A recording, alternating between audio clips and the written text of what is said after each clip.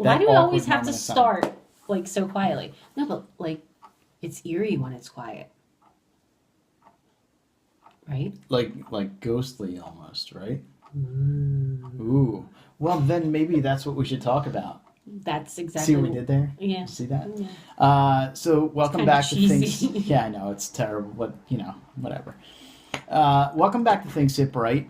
I'm your host Rick, and Roberta is back again, Co-hosting, because she just can't keep away, which is great. You're welcome to. Well, I mean, it's ghosts and stuff, and we're drinking beer. Yeah, well, and what kind of made me, there's been a lot of deaths in the news lately.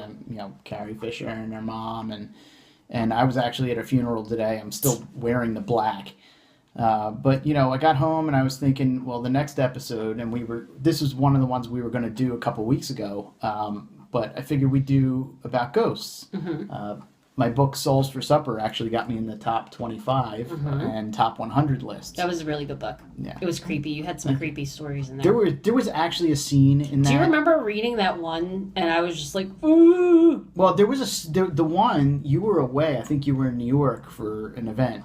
And I was writing the one scene, and I had chills up and down. I mean, I was remember terrified. You text me. No, you had the same reaction too. No, yeah. So. That was a really good book. Yeah. That's one of my favorites. That's Souls for Supper. And don't you have a short story I have of that? spin-off short story, Ghostly Hauntings. It was originally comic book form. But I was going to say, is it still comic book? Right? Well, yeah, it's harder to get in comic book form. I have to republish that, I think, but the short story's out, so you get the full text story anyway. Right. So that's what we're doing. We're going to talk about ghosts. We'll talk about some haunted places around the world and some of our own experiences, and then feel free at the end to chime in the comments, and I'll throw you a shout out somewhere on Twitter or somewhere in the cyber universe and social media, all that fun stuff. Mm-hmm. We're with you. Mm-hmm. I know we've had, and we'll get into some of the strange things that we've had go on. Right. But did you have any like weird? See, one of the things in my book was children. They have like imaginary friends, and the parents never believe them. But what if they actually are seeing and communicating with people?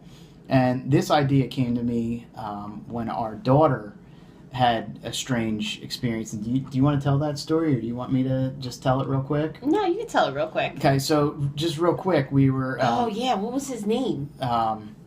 Zed. No. Zeb? No. Zed? Something with Z. Yeah, it was something with Z. But anyway, but when we were when she was really young, I'm talking about the song. When she heard the song come on the radio, everybody. Oh my gosh, that was really that was really creepy. Well, we're sitting there. We just had jazz standards. Oh my gosh, she was 3. We had jazz standards playing, and she goes, "Daddy, this is the song that Pop used to sing." Mm-hmm. And I said, "No, Lana, Pop never sang that song." And she goes, "No, not my Pop, your Pop." Mm-hmm. And I looked over at Roberta, who was sitting on the couch, and I looked back to my daughter, and I said, "Lana, you never met my Pop. He died before you were born." Yeah. And she goes, "No, I did. I met him in the castle in the sky." That was so creepy. I was like, whoa. I'm never going to forget that, because I remember, I met your grandfather. Yeah. I remember him singing that. Around all the time. Like for Thanksgiving, we would go over there and he would sing it around the house, and he would say all these funny things. But when she said that, I was just like, wow. And it's not something that we would talk about around the house. No, it never came up in conversation. But even so, she was like 2, 3. Yeah, I don't think she was 3 yet. Now you said she 2. was really little. Like she was really little, and I just remember the way she said it though was so like. It was so innocent and honest, and it was like, wow. Yeah. Wow. So that's where I got the idea to start writing Souls for Supper, and it went from there, and that was one of the things. So going back to your childhood, can you think of any... I mean, like I had supposedly an imaginary friend, but I don't remember that. I was the only child for 11 years. I didn't have an imaginary friend. Did you have any like? But I heard voices, but I think I just imagined them. Mm-hmm. You know, because I would just talk to them, and I felt like people were responding to me. But I don't know if it was just an imagination thing. Do you know what I mean?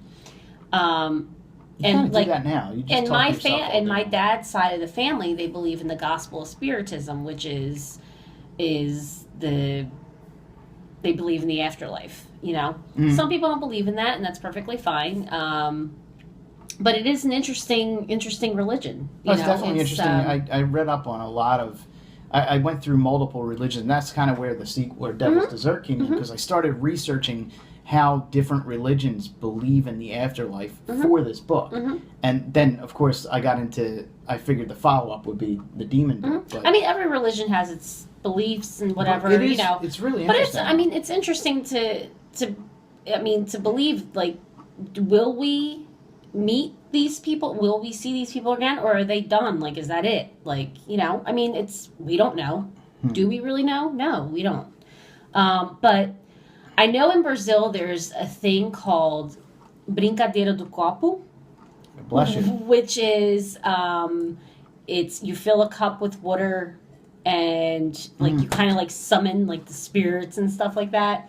And if the water breaks, that means the spirit's in your house, and you don't want to do that because it's like an evil spirit. So it's kind of like the Ouija board here. Yeah, it's kind of like a that. seance type thing. So I remember being little and my cousins saying like, "Let's play that," and I would be scared to do that or whatever. Well, then remember we used to do the Bloody Mary thing. You'd say Bloody Mary 3 times. That was in one of my books too. Yeah, that's actually a really cool story in your book because I didn't know the backstory about that. Yeah, Elizabeth Bathory. Yeah, that was really cool. That was in the vampire book. Yeah, but like when you're a child too, I think.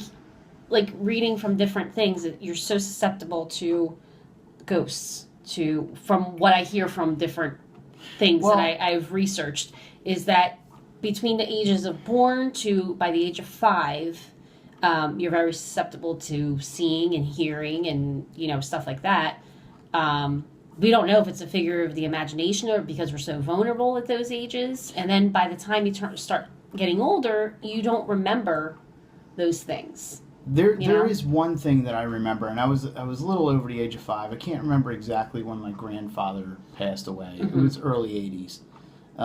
But I remember that the night that it happened, and I didn't know it happened. Oh, yeah. I went to bed, and I was lying in bed, and I woke up because somebody walked in my room, and it was my grandfather, and he stood at the foot of my bed, and I'll never forget, and it still gives me chills thinking about it, but he was standing there plain as day, and he was saying, "I don't want you to worry about anything. Everything's going to be fine. I'll be looking over you. Don't be sad." Yeah. And then I was like, okay. And he's like, "Now go to sleep." And I did. And I didn't think anything of it. And it didn't occur to me because my grandfather was over my house all the time. I went to school the next day. Everything was normal. Were you first grade? I think I was like I was probably in 3rd grade. Okay. And then my dad showed up at the school, and he pulled me out of school early, and I remember getting sent to the principal's office, and it was like I was all freaked out, and I got there, and he wouldn't tell me why I was leaving, so I got in the car, and on the ride down the street, I'll never forget turning to my dad and going, "Why are we leaving?" And he's like, "I'll explain it to you when I get home," and he was all like choked up, and I said, without hesitation, "Is Pop-Pop okay?" And he just looked over at me, and he's like, "Why did you say that?" And I said, "Well, he came last night, and he sounded weird when he was talking to me last night." And my dad jammed on the brakes, and he stopped, and he looked at me, and he said, "What are you talking about?" And I said, "Well, yeah, he came to me," and I told him. Well, apparently before I went to bed last night, or not last night, that night, he had died like moments before I had gone to bed that night. He died of a heart attack. And nobody knew about it. My dad didn't know about it until hours later. I think some people just have a connection. I mean, like I said, my dad's side of the family, especially my one aunt, she's very spiritual like that, and she, believes in all that stuff, and she I mean, she does go through those things, and she tells you different things. She can sense people and houses and stuff like that. But maybe just the connection that you had with him, or maybe he felt like he can come to you and tell you because. Yeah, I mean, I was really close. I was Right. close with him. Right. You know, I get a little choked up thinking about it. Yeah. But, you know, he was a really cool. You know, I mean, he was the first adult that I really kind of bonded Connected with, with, other than yeah. my parents. You know, Yeah. so it was really, we were close. So maybe, who knows? Maybe that's why. Yeah, we all have different experiences and stuff like that. So. Now your aunt, I know she is into all that stuff. It's not into. I mean, she has this like. Kind of like a sixth sense in a way. It is. It's like a sixth sense. It's not like an ability. I mean, it's kind of like I don't even know how to explain it. Like sometimes she feels it, sometimes she doesn't. She have like out of body. Oh, she's had those. Because I mean that was one of the things that I touched on in my book. She's had had an out of those. body dream. She's really cool. When it comes to those things, it's freaky. She's fun to talk to though. Yeah. So I mean, I haven't seen her in a while, but she definitely goes through those things, which is kind of scary at times, but she will look at you and you can feel her looking at you like in your soul. Like it's really creepy. So it's not like a psychic or anything like that. No. You know. But she's knowledgeable in the different theories and stuff like that, and it's kind of cool. You know, I was just thinking about we're talking about Lana when she was younger, but our son also had some interesting weird foresight. I mean, he's had some weird voices and stuff that have kind of like freaked me out. You know, you think, well, maybe a kid like just doesn't want to go to bed. Like chills. But like go down your spine.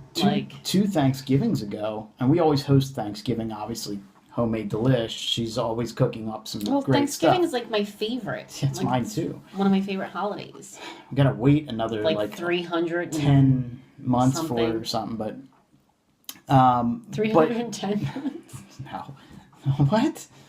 Oh God, no! That would be terrible. That would be like a feast. Oh my gosh. But so Tony said the one time, he said, "Who's coming for Thanksgiving?" This was 2 years ago. No, it was 2 years ago. He said, well, it's 3 years ago now. It's 2017. 1, 2. Yes, it was 3 Thanksgivings ago. Mm-hmm. Okay, I'm sorry. You're right. So it was 3 Thanksgivings ago. He said, "Who's coming for Thanksgiving?" And I said, "The normal." And when I said my grandmom, he said, "No, she's not coming." I said, "Well, what do you mean? Of course she's coming." He goes, "No, she's really sick. She's not going to be here for Thanksgiving anymore. She's dying." She's dying. And he was about that 2-3-year-old age at that point. He was 3. Mm-hmm. And I said, "Well, no, she's fine." And she came. She was fine. However, that is the last Thanksgiving she had with the family. Yeah, because then she was in nursing. Yep, she fell soon after that. She ended up in a nursing home. She was really sick. And, you know, she hung on for another whole year, but she never spent another, Thanksgiving with us. So that was just another, like, weird little, was it who knows, kid intuition or, you know. Yeah, but he hears, like, voices now. Like, we're in a new house, which is not a new house. It's your, grandmother's house? No, your great-grandmother's house. This was my great-grandmother's house, where we live now. So he, in his room, he hears voices a lot, and we've tried to sit and talk to him. We asked him about what they're saying and stuff, and he goes into these different stories, and it's really creepy because he doesn't know the people that really lived here, but he goes, yeah, they're calling for Thomas, and Thomas was your great uncle. He was my great uncle. Yeah. And he lived here, and he passed away here, I think your dad said. Yeah. Yeah. So, the room that our son sleeps in is where Thomas used to sleep in. So, there's a lot of, chilling stories. I mean, to hear a little kid tell you stuff, I think it's the creepiest. It's great for an author, though. I mean, it's great for me. Kids? I get so much material out of these crazy people I live with. It's absolutely amazing. I think kids, are the creepiest. Kids are the creepiest when it comes to kids are the creepiest. Come on. I just now think wait a minute. Now you gotta back up a little bit. Think of The Shining. Well, okay. Well, speaking of The Shining, the little girls, the Overlook, above the Overlook. 2 years ago in the Poconos in the mountains. 2 years. Yeah. With who? Oh. You're a fun little freak out. Me or you? Oh, I don't want to talk about that. I'm scared of that. Yeah, exactly. See, they're gonna think we're nuts. This is just things that have. So if you guys ever want to experience anything in this little town, it's called Jim Thorpe. Beautiful, beautiful town. So many little things to do around the holidays. Actually, in the fall, it's beautiful. In the spring, you can go like rafting. Mm-hmm. There's trails. We go up there all the time. Actually, my uncle has a bed and breakfast up there. Mm-hmm. Called Time's House. Yeah. My aunt and uncle run it, and it's one of the best, most relaxing places you could ever go. But there's definitely something going on in there. Well, and one room. Your Aunt Diane always goes, "Oh, I'm used to them right now. Like I just live with them here now." Like yeah. Well, and everybody that goes there loves it. And then when we tell it. her story, she's like, "Oh yeah." No, yeah, but everybody that goes there loves it, and it's not like, I mean, if you. But it's worth going there not just for how beautiful the suites are, because the suites are, I mean, immaculate. Like they're beautiful. Yeah, my uncle does a great They're job. Roomy. They're gorgeous. I mean, it's just like you just want to stay like for a while. It's one of those places that you want to go to. It's like a modern feel, but with a very antique setting. Right. So it's weird. It's very antique tastes. But that's the decor. But it's modern too. Yeah. It has like a modern twist. Yeah, like there's flat screen TVs in there and stuff. And, But the other thing that's a plus, being a foodie, obviously, is her food. Like, they prepare like little like things for you for breakfast and stuff. She's awesome. And if you have like gluten free or if you have anything like that, like she'll do. Her food's so good. Yeah, I highly recommend it. Yeah, for sure. Time's House. I'll have to put up the link for. And it is. It's just either a romantic getaway or just to get away, like to relax. I mean, there's a winery. There's like tons of little stores. Jim Thorpe, Pennsylvania. Yeah. So check it out. Yeah. But definitely hauntings up there, though, for sure. Yeah, we've had some interesting experiences up there, and we don't really need to get into them. But there was one where I was having this weird thing happen for a couple years in a row, and it was always at the same time. It was 2:52 in the morning. And now, granted, that's usually the time. That was after hours of a Christmas party and drinking and eating and drinking, delirious eating. At that point, just because you're tired. But some weird stuff going on, and I was trying, and I was gearing up to write another book, and I wanted a little bit of inspiration. So we were up there 2 years ago, and I was like, oh, I gotta see he's nuts if I can have another experience or whatever. And I'm waiting up, and I fell asleep, and is this when we're in a little room? Nothing happened. That room. She wakes up. Man, I've never seen her. That is the worst experience. I felt so scared. No, that's not one of the rooms that people stay in, but no, it's not. It's actually they live above, like they live all the way at the top of the bed and breakfast. But that room was probably the scariest thing I've ever experienced in my life. Or she just had a really awesome dream. I couldn't sleep. You were fine. You were like snoring, like you were gone. I don't snore. First of all, let's get that straight.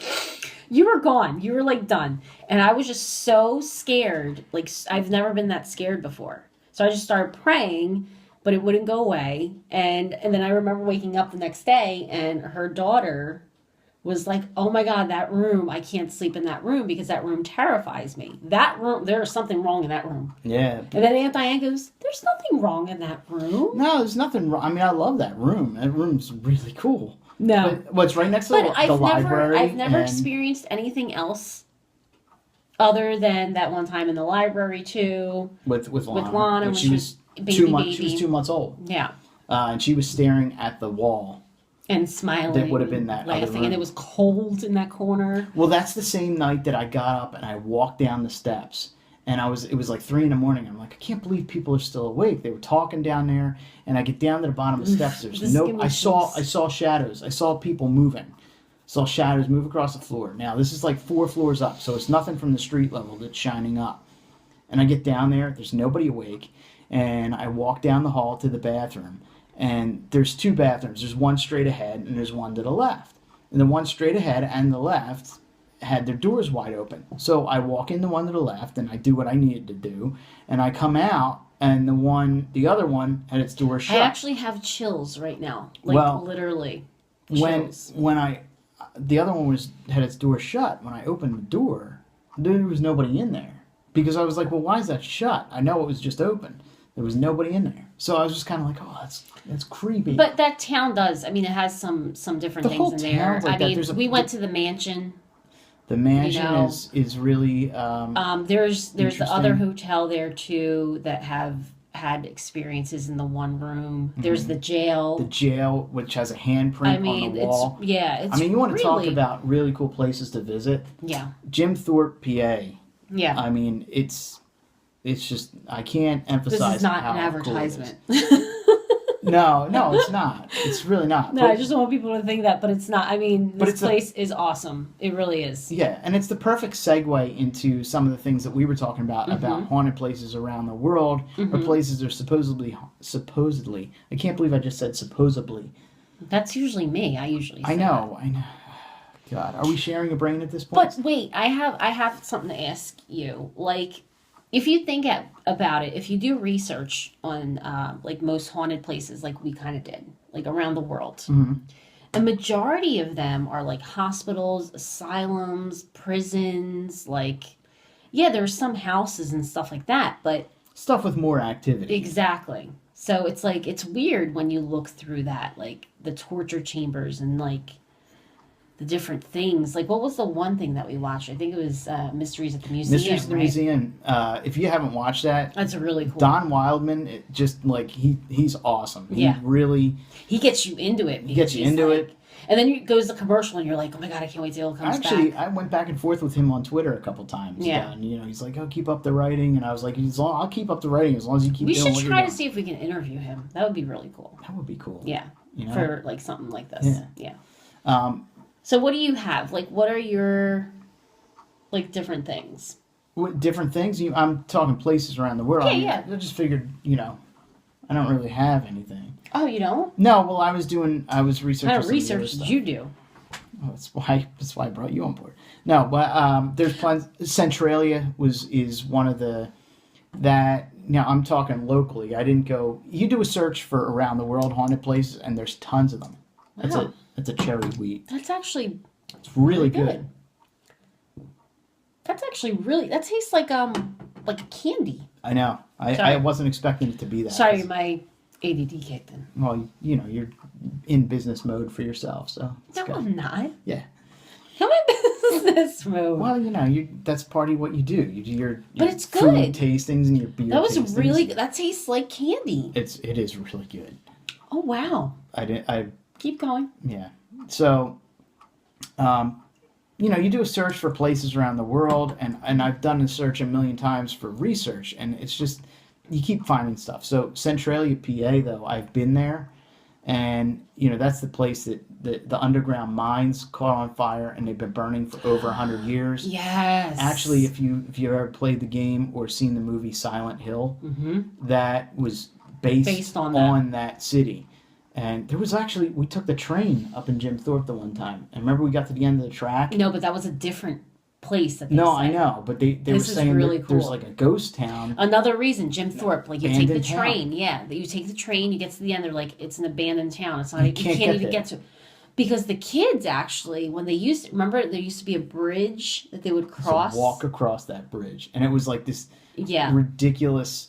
to get to school. Something you'd see in an 80s movie where like the kids, like something like the Goonies, something where the kids are all on this adventure and they're walking across this like really, that's what it looks like. And you can't even see the town because now it's like overgrown with like I gotta find out the name. I forget the name of that town. How would you get over there though? I don't know. I gotta find a way. Let's get there. Well, outside of Pennsylvania, what are some of the other... Outside of Pennsylvania? I have one in Pennsylvania. Well, where? It's one of the oldest places, Eastern State Penitentiary.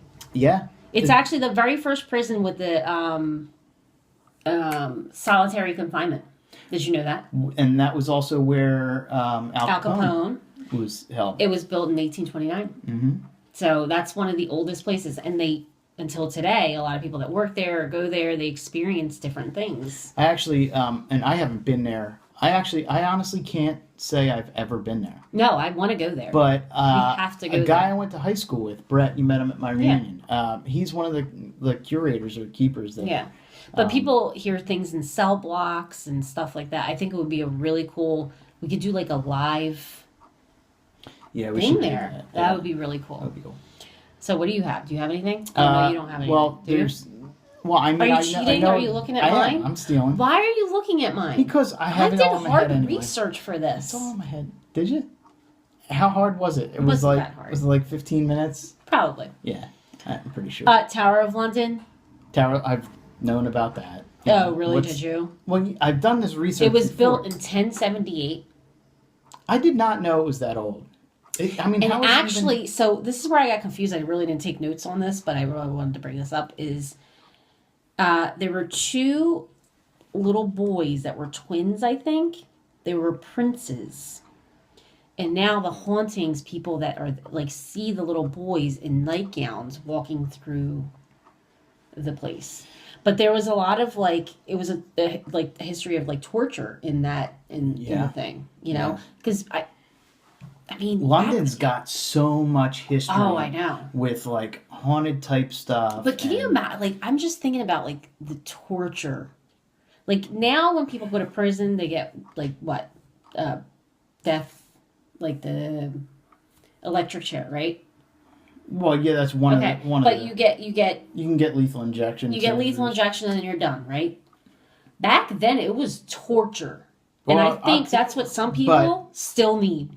Torture, these rape people, these molester, these people need to be people like that. Yeah, but I mean that's okay. But actually, we should do that. We did. Well, we used to do. For any of you who don't know, we used to co-host a podcast called "Think About This," and one of our episodes. You remember the episode we did with the torture, and it was torture throughout history, and we talked. It's really interesting. I mean, it's interesting, and to see how we've come along, Yeah, I mean, some of the torture devices. Oh my gosh, those things were insane. God, yeah. I would not wish that on. Well, I might wish it on my worst enemy, but I couldn't imagine ever seeing somebody go through that or being someone that went through that. Yeah, it was just horrific.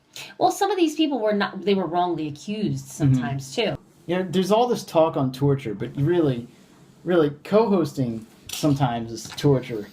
It's I need the right camera, the angle, everything. I mean, obviously there's cuts that be. This is made. I mean, if you guys saw the setup, I mean, it's so ghetto. Oh, I work with what I can. We need a company. We need a company to give us. Well, yeah, this is. I am like MacGyver. Wait, hold up, back it up. Who set this up? You did. Mm-hmm. Who's MacGyver then? May. But I'm making it work. It's gonna be May. I'll just be like you when I want. Haunted places. We're getting off track. I'm sorry. Cape May. Yeah, Cape May. We've been there. It's got a lot of history. That's one of these towns where people see people on the beach at night and. No, they do the haunted tour at night where they take you around Cape May and they tell you the history and they show you the houses. Remember the man that bought the house for his 3 daughters? Yeah. And they're built exactly the same. It's creepy and in a Stepford Wives type kind of way. It's very cool. It's very cool. I noticed there's definitely hauntings there too. They've spoken about different hotels and stuff like that. Well, and I noticed, because I'm cheating and I'm looking at your paper, I noticed you have the White House on there, too. That... Seriously. This is why he calls me. Well, no, because... Hey, do you want to... Well, no, I live with you. Did you call me on the phone? No, yeah. Sometimes that might happen. So, yeah, the White House, the Rose Room, which is...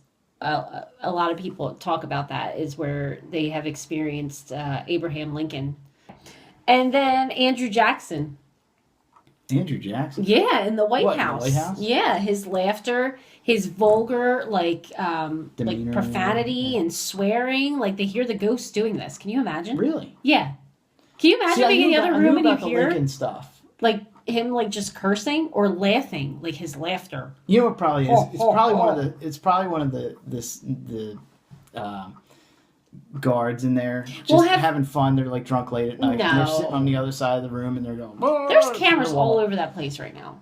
Have you ever done the tour of the White House? I want to. I did so bad. It's been a long time, and you know what? When I did it, I wasn't appreciative. I mean, I wouldn't appreciate the way I do now. See, I love those things. I was probably the only kid in like 5th grade because we went to downtown and we did the Betsy Ross house and we did all those things, and I loved it. Like I still want to go back. Take the kids now. Yeah, our kids pretty much like that stuff. Yeah, well, and the Library of Congress has my stuff in it, so I kind of want to check that out. It's just neat, you know. Yeah. But yeah, there's all kinds of things all around the world. Just interesting, really, things that I don't know if I would want to experience some of those things though. Well, there are some places that they challenge you to stay overnight. I forget. I was just reading about it somewhere. I have to look. Yeah, they have it on boats and stuff. Like I think it's the Queen Elizabeth. Is that the boat in California? Yeah. They have the rooms there that you could stay and stuff. Mm-hmm. And there's so many different. I would not. You could not pay me. I'll put up, the normal slideshow at the end of the show, and I'll put up a couple things that were like haunted places around the world, just to throw them in there. Yeah. But do you have anything else to? No. Thanks for having me again. No, well, thanks for coming back. I love having you. It's fun co-hosting with you because then I can just pick on you afterwards and before, and I get you to do all my research for me. Next time we should have food. Let's talk about food. We could do a food episode. Let's do food from around the world. All right. Wow. Comment below. Here we go with the comment below again. No, people should talk about like what they love or, Absolutely. Food-wise. And you can shamelessly plug everything that you do, which is awesome anyway, so it doesn't matter. Am I supposed to do that now? No. Well, it's like probably read right across your breast right here. It probably says homemade delish. You just put it right here. Well, you can put it on your forehead. You want me to put it there instead? Just like right there. Okay. So the text is going to be on your forehead. Anyway, so Souls for Supper is my book. Ghostly Hauntings is the short spin-off. You can find the print versions at Lulu, and you can get them for the Kindle on Amazon. And basically it takes the city of Atlantis and Pandora's box and mixes all kinds of historical events into this.